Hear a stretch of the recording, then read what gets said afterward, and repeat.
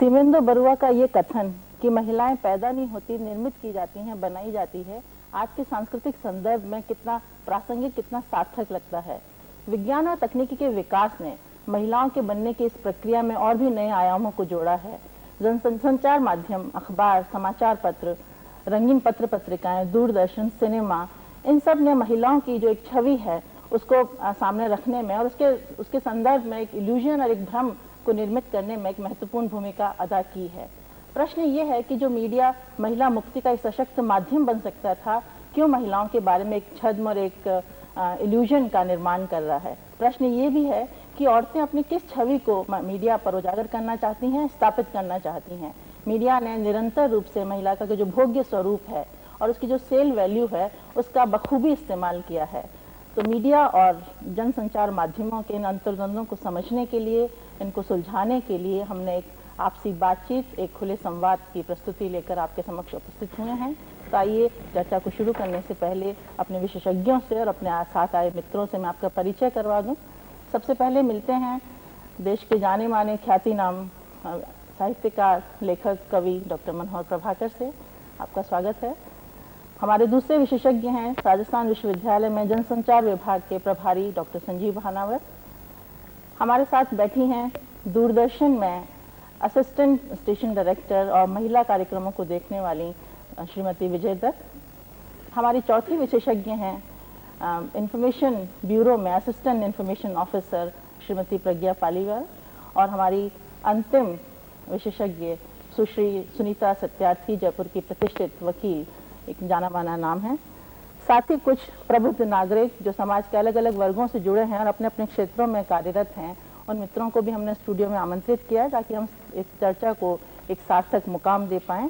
तो आइए बातचीत को शुरू करते हैं और सबसे पहले मैं मुखातिब होना चाहूँगी सुश्री कविता श्रीवास्तव से।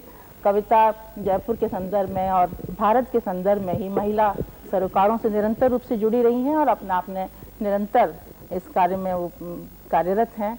कविता, मैं जानना चाहूँगी और बल्कि मैं आग्रह करूँगी आपसे कि मीडिया के सारे दृष्टिकोण में पिछले दशक में कुछ क्रांतिकारी परिवर्तन, कुछ महत्वपूर्ण शिफ्ट्स आए हैं जिसकी वजह से मुझे लगता है ये प्रश्न आज बहुत अहमियत रखता है कि मीडिया और महिला के बीच में क्या अंतर्द्वंद हैं। तो उस परिदृश्य को अगर आप खींच पाएं संक्षेप में। दरअसल आपके जो विषय के दोनों ही पात्र हैं, दोनों में ही ज़बरदस्त शिफ्ट आए हैं, मीडिया में भी और महिला में भी। मीडिया का जो आज जब हम संचार माध्यम की बात करते हैं तो हमें दो ही संचार माध्यम सामने नज़र आते हैं, टेलीविज़न और पत्र, जो अखबार हैं वो ही नज़र आते हैं। तो सबसे पहले तो मैं ये कहना चाहूँगी कि इन दोनों माध्यमों के वर्चस्व ने और जिस कदर बढ़े हैं, अधिकांश माध्यम जो हज़ारों वर्षों से पाल पोस के वो एक तरीके से इस समाज के दर्पण बने हुए थे, छोटे छोटे समाजों के दर्पण बने हुए थे, जैसे हेला ख्याल या कथा बोलना औरतों का एक मंच हुआ करता था, वो सब धीरे धीरे लुप्त हो गए। और आज हम संचार माध्यम की बात करते हैं तो अखबार और टेलीविज़न की ही बात करते हैं। अब इन दोनों माध्यमों में जो सबसे बड़ा शिफ्ट आया है वो है नियंत्रण का, किसके हाथ में वो चले गए हैं। और आज जब हम 90 के अंत में बात करते हैं तो हर चीज़ बाज़ार व्यवस्था ने ले ली है। तो ये दोनों माध्यम भी बाज़ार व्यवस्था के हाथ में हो गए हैं और बाज़ार व्यवस्था पूरी जनता को देखता है केवल एक उपभोक्ता के रूप में। तो वो क्या करता है, वो चाहता है कि उसका माल बिके।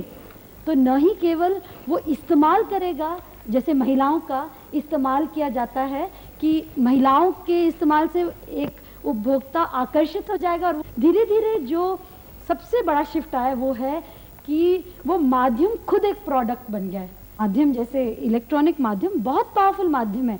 आप सेकंड्स में वो बात आप अपने घर के अंदर उतार सकते हैं और कुछ संप्रेषित कर सकते हैं, लेकिन आप क्या संप्रेषित कर रहे हैं, किसके हाथ में है, वो ही सबसे इम्पॉर्टेंट चीज़ है। और हमारे को ये जो सबसे बड़ा डर है कि जो हमारी महिलाएं हैं वो बहुत दूर हो गई उस कंट्रोल से। जो आम महिलाएं हैं, आम हमारी जो महिलाएं वो बहुत दूर हो गई हैं कंट्रोल्स, उस माध्यम के कंट्रोल से। तो उनकी बात किस हद तक आएगी, उनकी बात उसी हद तक आएगी अगर कोई इंटरेस्टेड हो।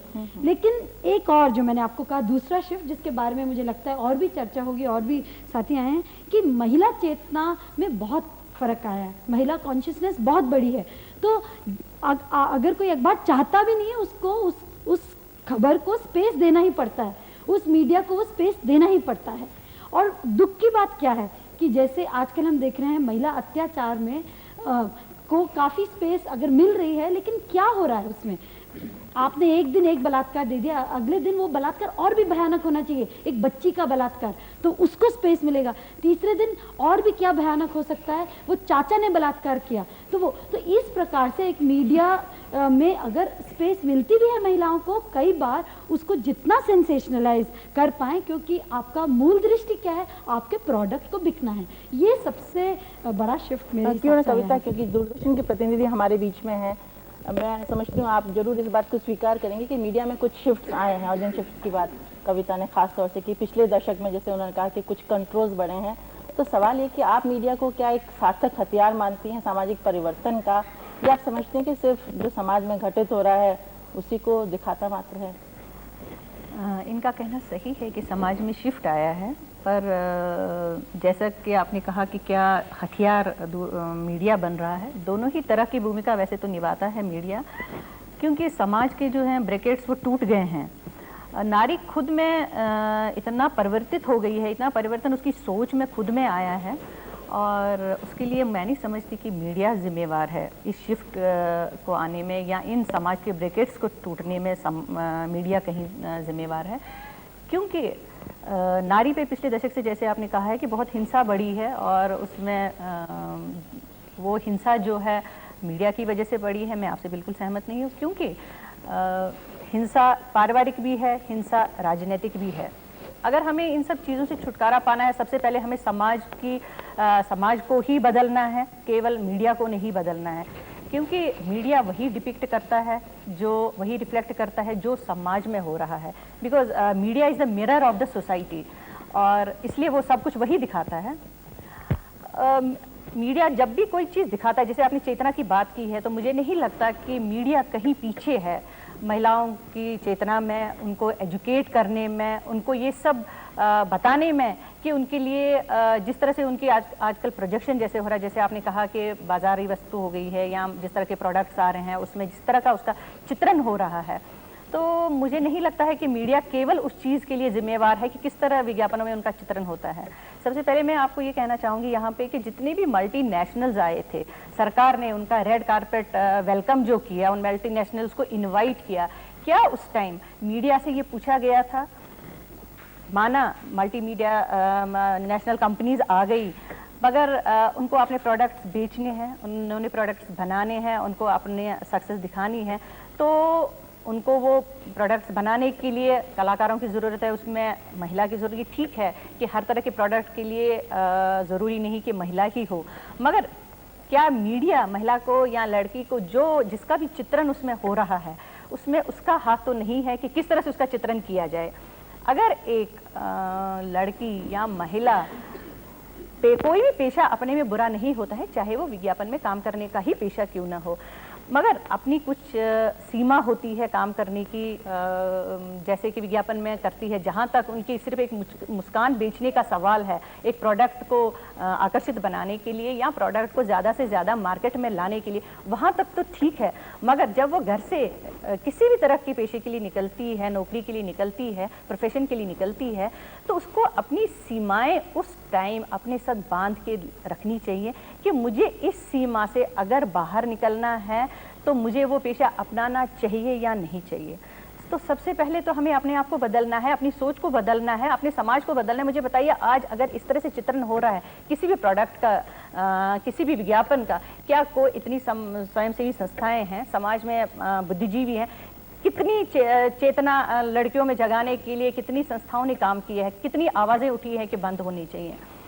तो मीडिया इसके लिए जिम्मेवार है, ये तो मैं बिल्कुल नहीं मानती। उल्टा मीडिया तो लोगों को एजुकेट करता है, जहां बाकी संस्थाएं, बाकी माध्यम नहीं पहुंच पाते हैं, वहां मीडिया मुझे लगता है एक क्षण में, एक मिनट में अपनी आवाज़, अपनी बात, अपनी शिक्षा का जो भी उसको संदेश देना हो वो पहुंचाता है। इसलिए इस बात से तो मैं आपकी बात से सहमत नहीं हूँ कि मीडिया इस सब के लिए जिम्मेवार है। धन्यवाद विजय जी। बहुत संक्षिप्त में, क्योंकि एक बहुत महत्वपूर्ण दैनिक पत्र के संपादक हमारे साथ में है। मनोहर जी, क्या आप भी ये समझते हैं डॉक्टर प्रभाकर कि मीडिया का रोल इतना संक्षिप्त है? कि मीडिया का जो रोल है वो बहुत व्यापक है। और जैसा भी कविता जी ने कहा कि स्वाधीनता संग्राम में एक उद्देश्य था, एक विजन देने का काम था, एक दृष्टि थी स्वतंत्रता संग्राम कालीन पत्रकारिता के पास, तो उस युग में पत्रकारिता मिशन थी। आज पत्रकारिता मिशन तो नहीं है, व्यवसाय है, ये बहुत कटु सत्य है। लेकिन इस व्यवसाय होने के बावजूद मैं समझता हूँ कि समाचार पत्र सामाजिक रूपांतरण के बहुत ही सशक्त आयुध हैं। और जहाँ तक महिलाओं का संबंध है, ये बहुत एकांगी दृष्टि है कि महिलाओं की ये इस तरह की विकृत छवि को प्रोजेक्ट किया जा रहा है। मैं आपसे निवेदन करता हूँ कि महिलाओं पर जो उत्पीड़न हो रहा है, जो अत्याचार हो रहे हैं, जो उनका शोषण होता है, उसकी कितनी बड़ी भारी जो उनकी कष्ट कथाओं को समाचार पत्रों ने प्रकाश में लाने का महत्वपूर्ण कार्य किया है। और कितने ही ऐसे प्रकरण आप देख सकते हैं कि जिसमें कि समाचार पत्रों में जो समाचार कथाएं छपी, जो इन्वेस्टिगेटिव स्टोरी छपी, उनके आधार पर सुप्रीम कोर्ट ने और हाई कोर्ट ने उनको याचिका माना और उस पर कार्रवाई की। तो सामाजिक रूपांतरण के एक आयुध के रूप में मैं समझता हूँ कि समाचार पत्र आज भी बहुत महत्वपूर्ण भूमिका अदा कर रहे हैं। और बड़े समाचार पत्रों की बात मैं नहीं करता, मैं आपको कह रहा हूँ कि राजस्थान के छोटे छोटे स्थानों से जो समाचार पत्र निकल रहे हैं, जो साप्ताहिक हैं, वो भी अपनी बहुत सार्थक भूमिका का निर्वाह कर रहे हैं। वो इस अर्थ में कि आप देखिए कि अगर आदमी को केवल आजीविका की बात हो तो आदमी और कोई काम भी कर सकता है। एक जो जिले का छोटा सा जो पत्रकार है वो पान की दुकान लगा सकता है, वो और कोई अपना बस सर्विस रन कर सकता है, दूसरा काम कर सकता है। लेकिन पत्रकारिता में जाता ही वो है जिसके पास कोई न कोई जुनून है, और उस जुनून के साथ जो है वो पत्रकारिता में प्रवेश करता है। और आप गर्मी हो, वर्षा हो, सर्दी हो, तो वो अपने सामाजिक सरोकारों के प्रति इतना सजग है कि वो गांव का छोटा सा पत्रकार भी जो है वो समाचार संकलन के लिए जाएगा। किसी कोई अगर दुर्घटना घट गई है, किसी नारी के साथ भी अत्याचार हुआ है, कोई उत्पीड़न हुआ है, तो मैं समझता हूँ कि समाचार पत्र का जो हमारा छोटा रिपोर्टर है वो भी उसके प्रति बड़ा सजग है। और पिछले 2 दशकों में तो न केवल समाचार पत्रों की स्थिति है, समाचार पत्रों में जो महिलाएं काम कर रही हैं, मैं समझता हूं कि उनका भी बड़ा भारी योगदान है। मैं नाम लेना नहीं चाहूँगा, पर अंग्रेजी पत्रकारिता में ऐसी अनेक महिलाएं हैं कि जिन्होंने बड़े भारी, जिनकी इन्वेस्टिगेटिव स्टोरीज ने बड़ा भारी परिवर्तन कर दिया। सीमा मुस्तफ़ा ने जो स्टोरीज लिखी, उसका दूरदर्शन पर क्या प्रभाव पड़ा, वो मैं समझता हूँ कि विजय जी जानती होंगी। और कितनी ही ठीक है, आप बिल्कुल कह रहे हैं डॉक्टर प्रभाकर। आप छोटे अखबारों की बात कर रहे हैं कि एक छोटे अखबार के प्रतिनिधि ममता जेटली जो नवसाक्षरों के लिए काफ़ी प्रतिबद्ध हैं, मैं जानना चाहूँगी, क्योंकि महिला चेतना की बात और एक पैरेलल आंदोलन जो जन्म ले रहा, कविता ने जिस तरफ रेफर किया था, आप कुछ उस पर कहना चाहें? मैं 2 संदर्भों में अपनी बात कहना चाहूँगी। पहली बात तो ये कि यहाँ पर चर्चा हो रही है कि महिलाएं अब और पत्रकारिता से जुड़ रही हैं और इलेक्ट्रॉनिक मीडिया में भी एक रोल प्ले कर रही हैं। मैं यहाँ ये कहना चाहती हूँ कि बहुत कम महिलाएं हैं और निर्णायक भूमिकाओं में तो और भी कम है। तो उस दृष्टि से नियंत्रण और महिलाओं का प्रभाव अंग्रेजी अखबारों में ज़रूर देखा जा सकता है, लेकिन स्थानीय पत्रिकाओं में उनका असर बहुत कम है। और स्पेशली जो पत्रिकाएं निकल रही हैं महिलाओं के नाम पर, उसमें किस तरह की सामग्री छप रही है, शायद ये हम लोग बहुत अच्छी तरह से जानते हैं। मैं इलेक्ट्रॉनिक मीडिया से अपनी बात शुरू करना चाहती हूँ, जो घर घर में घुसा हुआ है अब आजकल, सबको प्रभावित कर रहा है और कहीं बहुत गहरे प्रभावित कर रहा है। आपने कहा कि राज्य के ऊपर उसका, मैं ये भी मानती हूँ कि नियंत्रण है और कुछ समाज का भी नियंत्रण है, लेकिन कौन सा वो वर्ग है जिसका कि नियंत्रण है मीडिया पर?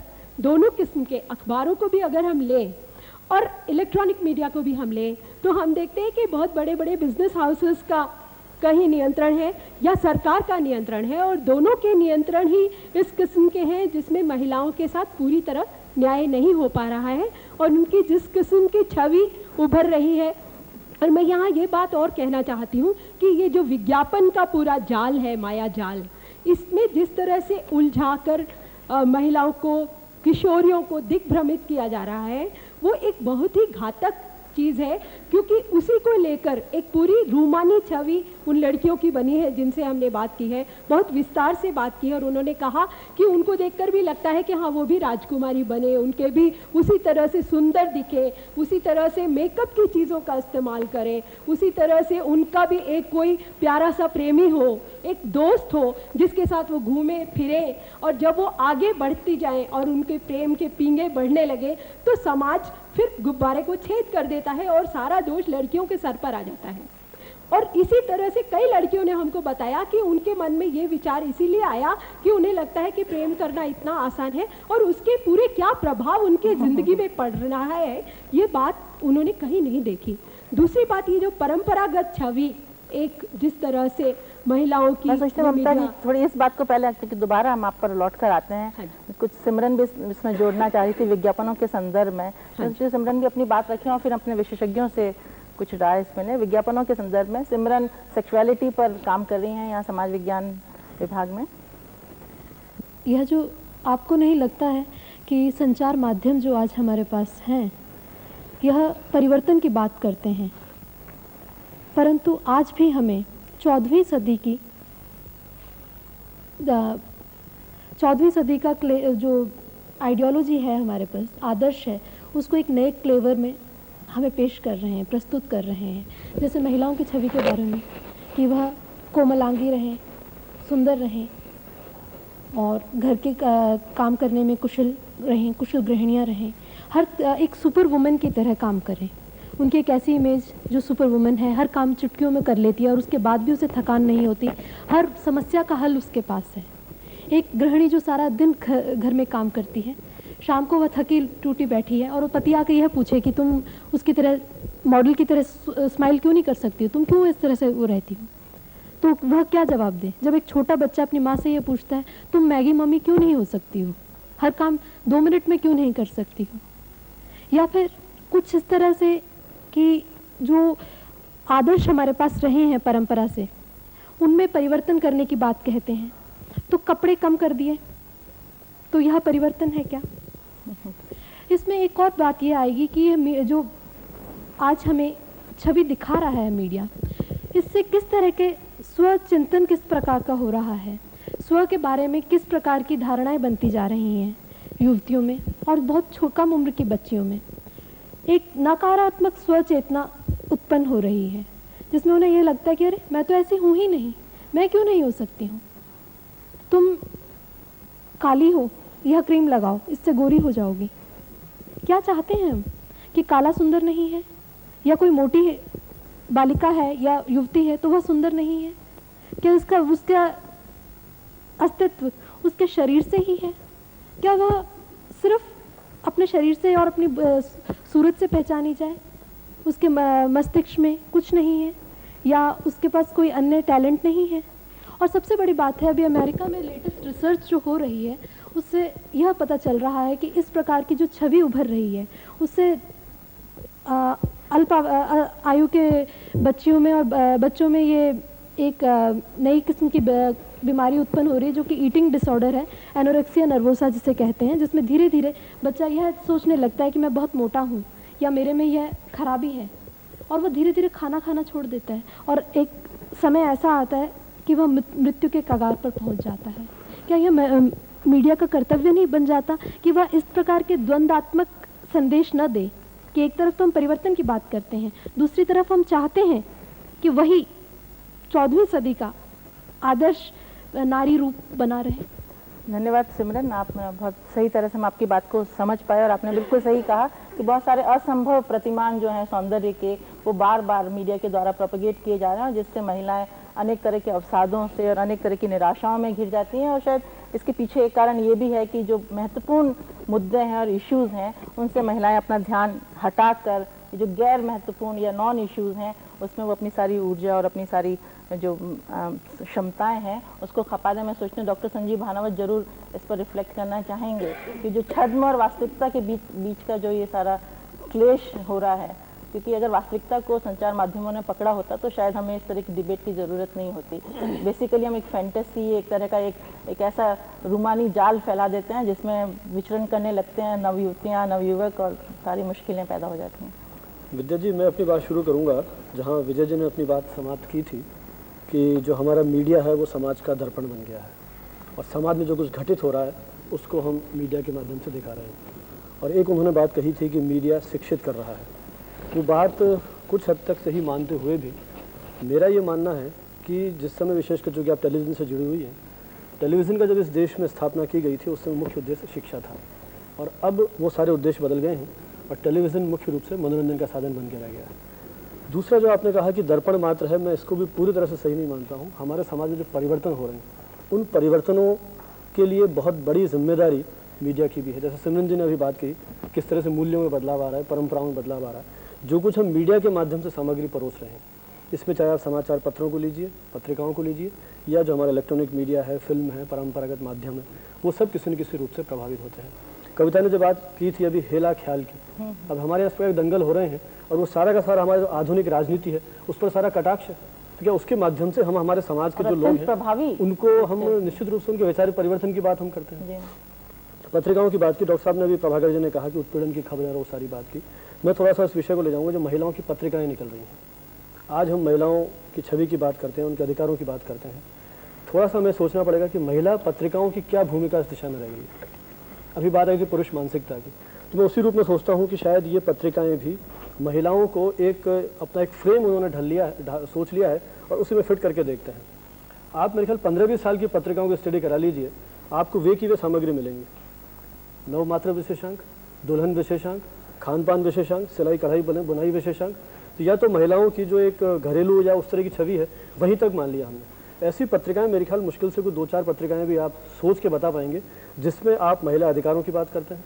हम बात तो कर रहे हैं 21वीं सदी में छलांग लगाने की, लेकिन अभी भी सारी सामग्री हम वही परोस रहे हैं जो परंपरा से चली आ रही है। तो वो जो परंपरागत छवि हमारी आ गई है और जिस प्रकार से आप बात करते हैं पुरुष की वो सहचरी हो पाए और उसको लेकर के आगे बढ़े, उस तरह की सामग्री का अभाव तो मैं देखता हूँ।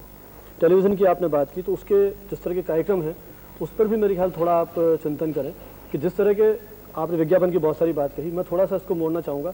जो हमारे धारावाहिक आ रहे हैं वो भी एक मूल्यों का प्रसार मैं सोचती हूँ चर्चा के अगले चरणों में आएगी। आपने एक आम औरत की बात की और हमारे साथ एक श्रमिक नेता और जयपुर के प्रतिष्ठित वकील बैठे हैं, श्री सुरेश कश्यप। मैं चाहूँगी कि वो आम औरत और एक श्रमिक औरत की बात खासतौर से। सवाल दूरदर्शन जो आज की स्थिति में है और जो राजस्थान के अंदर 50% जो पॉपुलेशन है, लाखों महिलाएं ऐसी हैं जो आज काम कर रही हैं। वो कंस्ट्रक्शन के अंदर जो बिल्डर का काम करती हैं, पापड़ उद्योग के अंदर काम करती हैं, गारमेंट्स में काम करती हैं, टेक्सटाइल में, और तमाम ऐसी इंडस्ट्रीज़ हैं जहाँ वो काम कर रही हैं वो। लेकिन आज उनकी स्थिति है, उनके साथ में डिस्क्रिमिनेशन है कि जो कंस्ट्रक्शन में जो काम करती है और जो उसके बराबर में जो पुरुष श्रमिक काम करता है उसकी जो पे है जो है वो उसको मिलते हैं 80 रुपीज़, 80 रुपये मिलते हैं, और महिला को मिलते हैं, कुली का नाम देते हैं उसको, और उसको देते हैं मात्र 50 रुपये।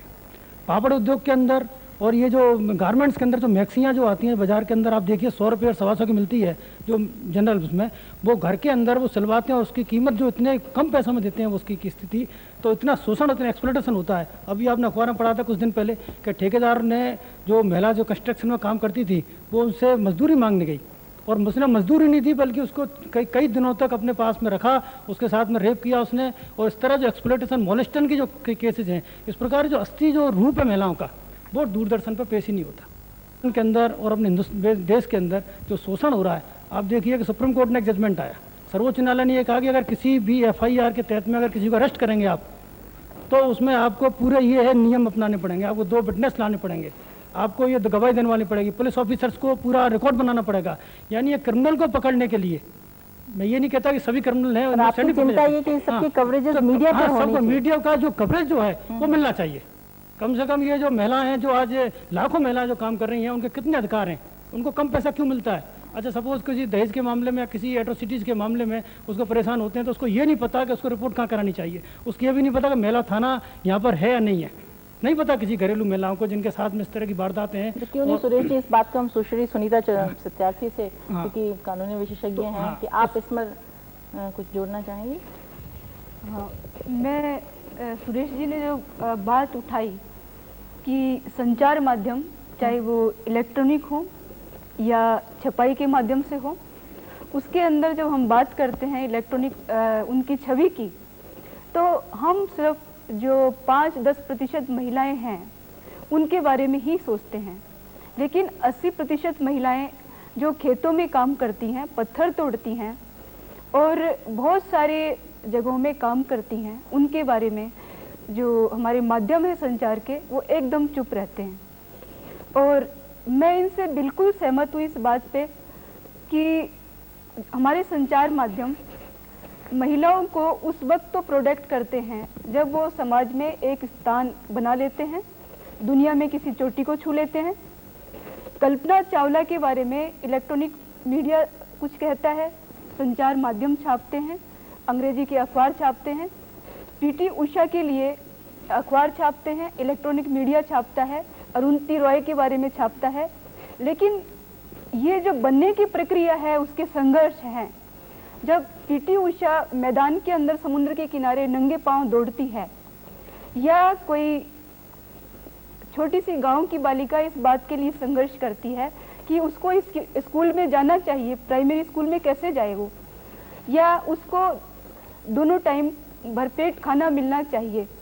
ये जब संघर्षों के दौरान महिला गुजरती है, कोई उस प्रक्रिया में होती है कि वो पीटी उषा बनने वाली है, या कल्पना चावला बनने वाली है, या किरण बेदी बनने वाली है, ये जो संघर्ष का उसका पिछला रास्ता होता है, उसके बारे में सब चुप रहते हैं।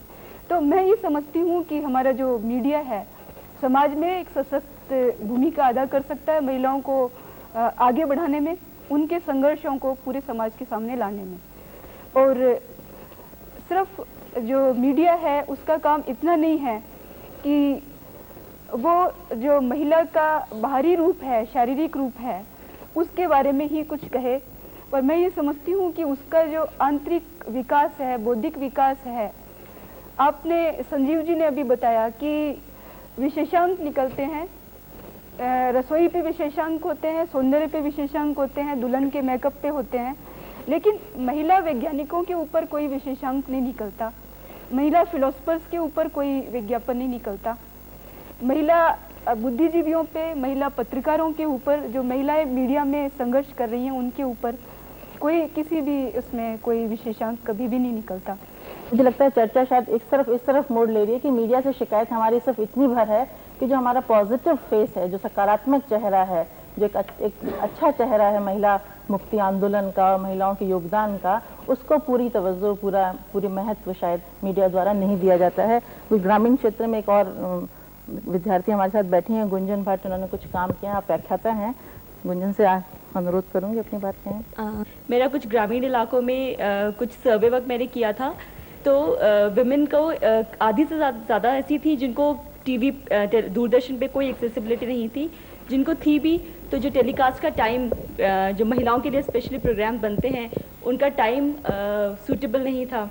तो मैं जानना चाहूँगी कि एक तो एक्सेसिबिलिटी के लिए क्या हम कुछ कर रहे हैं, और जो टाइम है क्या नीड बेस्ड या कंटेंट एनालिसिस कुछ होता है इस प्रोग्राम का, कि जो कंटेंट है प्रोग्राम का वो कितना उन लोगों के लिए ठीक नीड बेस्ड है या नहीं है। तो क्या कोई दूरदर्शन की स्ट्रैटेजी है जिससे वो ये पता कर सके कि क्या कंटेंट एनालिसिस ठीक है या नहीं, और टाइम सूटेबिलिटी उनके लिए है या नहीं। गुंजन और ममता जी सिर्फ दो लाइनें शायद इसमें जोड़ना चाहती हूं, जवाब देना चाहूँगी। पहले जैसे आपने कहा कि एक्सेसिबिलिटी केवल 50% की है, तो अगर आप इस बात पे ध्यान दें कि ये 50% भी किस कारण से चेतना आई है ग्रामीण महिलाओं में, या 50% ही आगे आ रही हैं, वो भी शायद सिर्फ एक मीडिया है।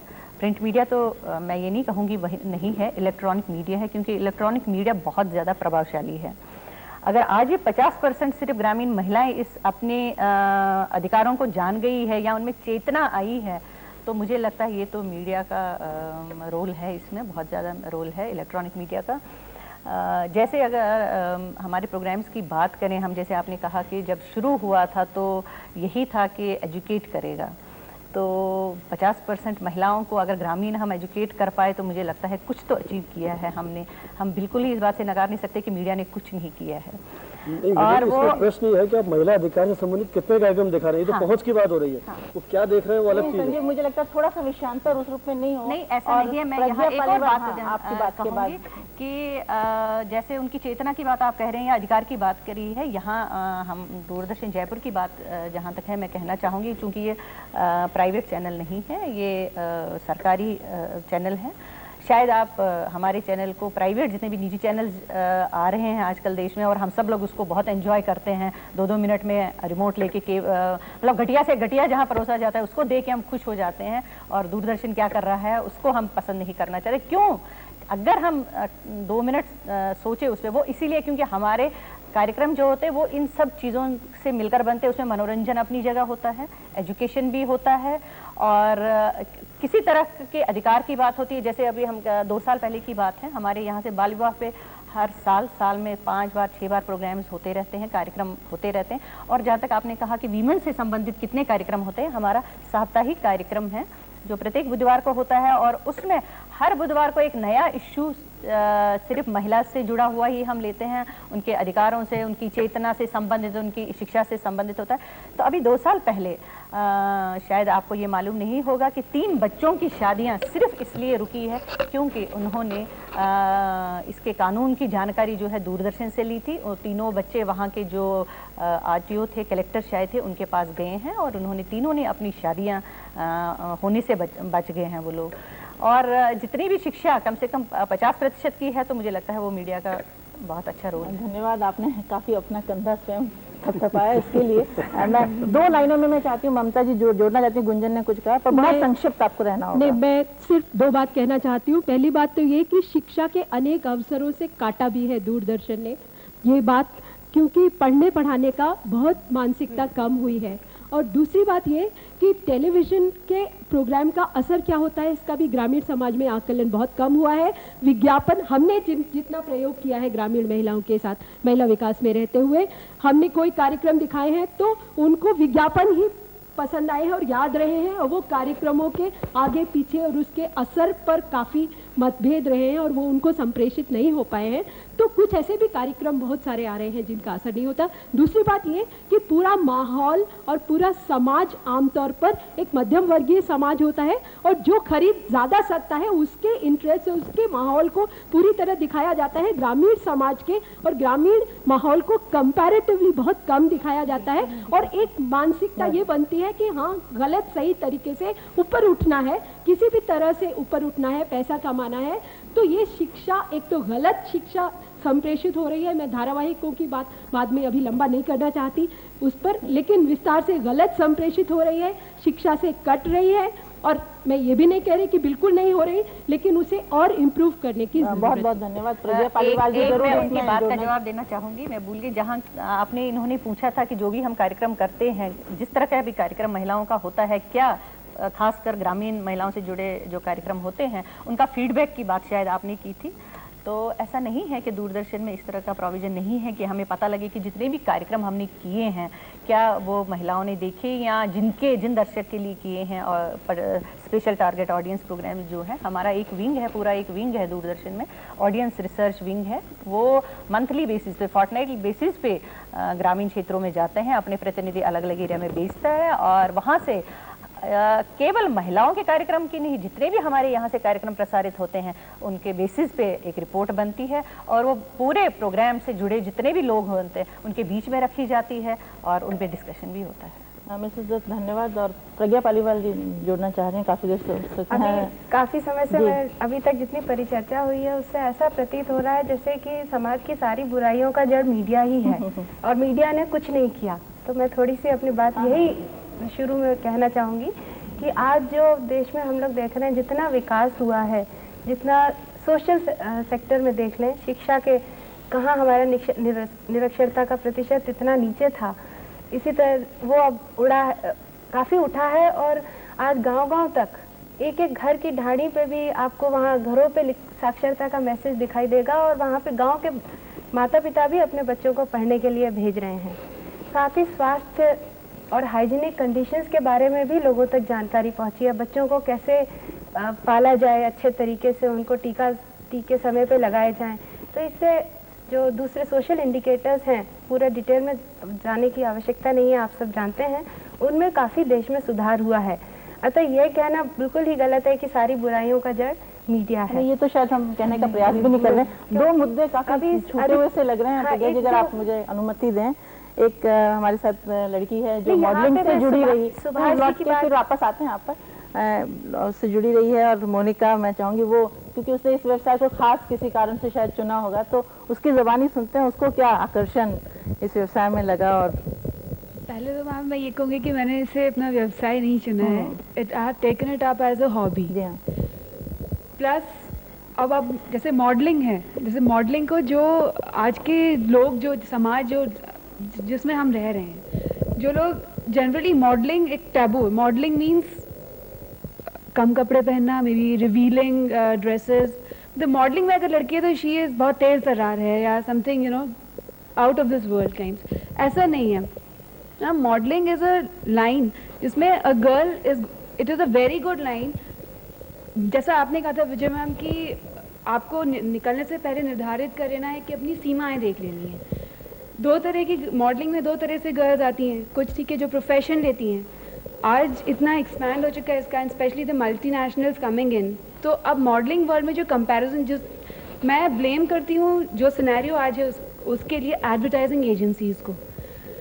ऐसे एड्स क्यों बनते हैं जिसमें कि गर्ल्स को कम कपड़े पहनाते हैं, या एड्स में एड्स का पूरा थीम ऐसी क्यों है जिसमें कि गर्ल को कहीं ना कहीं से घुसाया जा रहा है। If a girl is given an option कि उसको अच्छा सा एक डिसेंट ड्रेस, वो लड़की जो खूब एक्सपोज कर रही है उसके ऊपर तो फ़र्क ही नहीं पड़ता अगर आप उसको पूरे कपड़े पहनाएंगे, शी इज़ लीस्ट बॉदर्ड।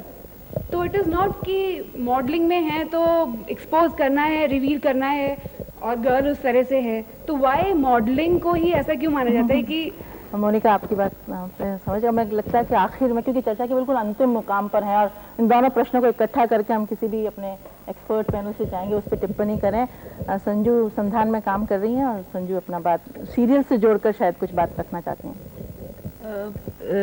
मुझे लगता है कि दो बातें मैं अपनी बात के शुरू में साफ तौर पर जो कि हम सभी महसूस करते हैं उसको कहना चाहूँगी। पहली बात तो ये कि हमें ये स्वीकार करना होगा कि जितनी किस्म के मीडिया इस वक्त हमारे सामने हैं, जिन तक की हमारी पहुंच है, उनमें शायद इलेक्ट्रॉनिक मीडिया ऐसा है जिसका कि प्रभाव क्षेत्र सबसे ज़्यादा है।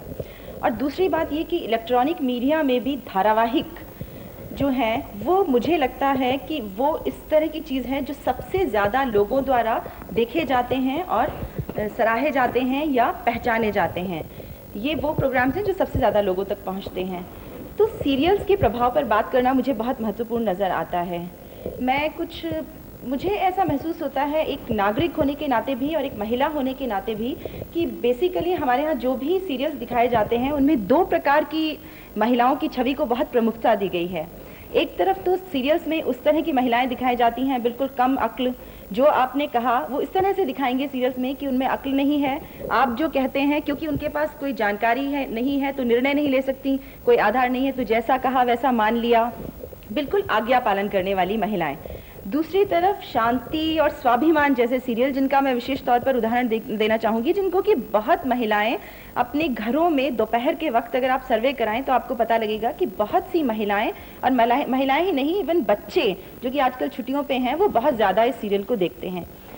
इस तरह के सीरियल्स टीवी और अगर और चैनल्स का उदाहरण ले तो ढेरों ऐसे सीरियल आपको पता लग जाएंगे जिसमें कि एक ऐसी महिला की छवि को प्रतिष्ठित करने की कोशिश की जा रही है जो अति महत्वाकांक्षी है, जिसको घर परिवार की कोई परवाह नहीं है, जो अपनी महत्वाकांक्षा के लिए किसी भी हद तक जाने को तैयार है।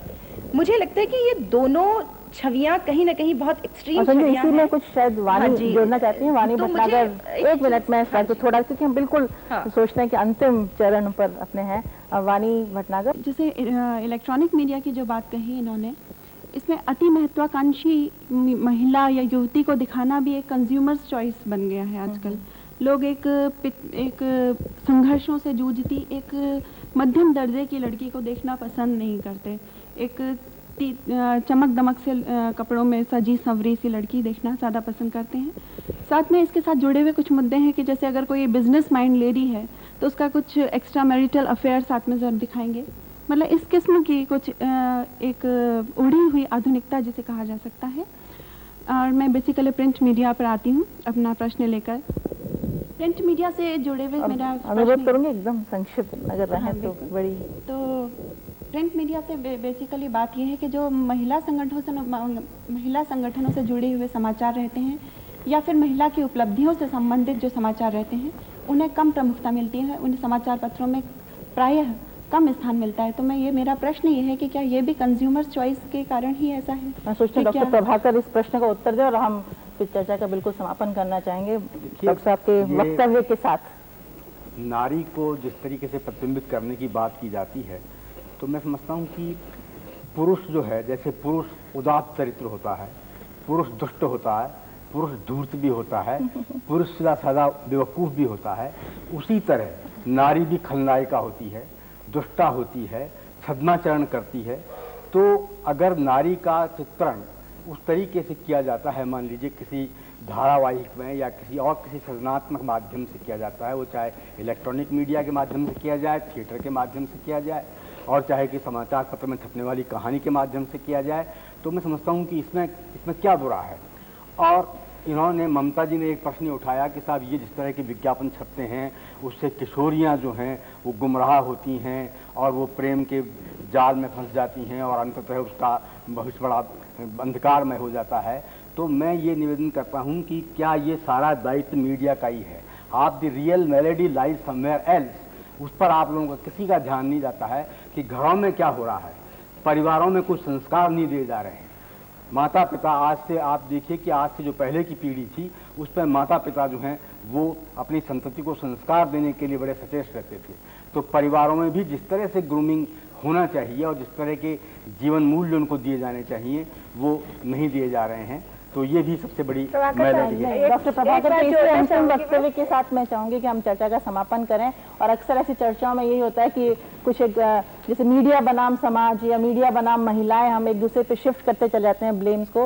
मैं समझती हूँ स्थिति ऐसी नहीं है, हम सबको मिलकर एक साथ अग्रसर होना है। अगर किसी सामाजिक परिवर्तन के आशा रखते हैं और किसी सुंदर और एक स्वस्थ समाज की संकल्पना हमारे दिमाग में है, तो चाहे महिला हो या पुरुष, मीडिया हो या समाज, राज्य सत्ता हो या महिला आंदोलन, सब जब एक दूसरे को जब तक नहीं समझेंगे और खासतौर से महिलाओं की ताकत का जब तक सही जायजा उसमें नहीं लिया जाएगा, तब तक मैं नहीं समझती कि कहीं से भी बदलाव का लाभ जलाया जा सकेगा। तो इसी बात के साथ मैं इस चर्चा को अपने विशेषज्ञों को धन्यवाद देती हूँ और अपने सभी और मित्रों को जो इस साथ आए हैं हमारे, उन सबको धन्यवाद देती हूँ। चर्चा का समापन करना चाहूँगी। धन्यवाद।